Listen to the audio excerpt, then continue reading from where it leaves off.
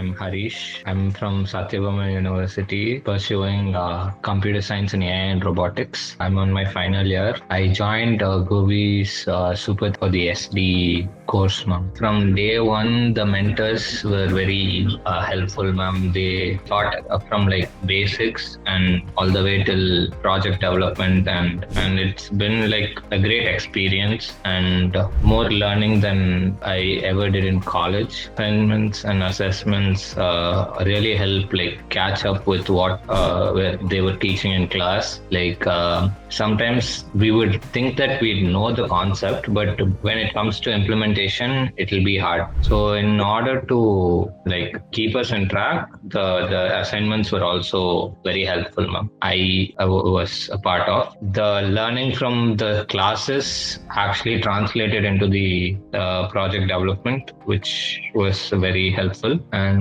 apart from that, the people I got to work with, they were really fun. They were easy to talk to, and they actually listened and gave input, and we worked together collaboratively. It was a very pleasant experience and a great learning experience.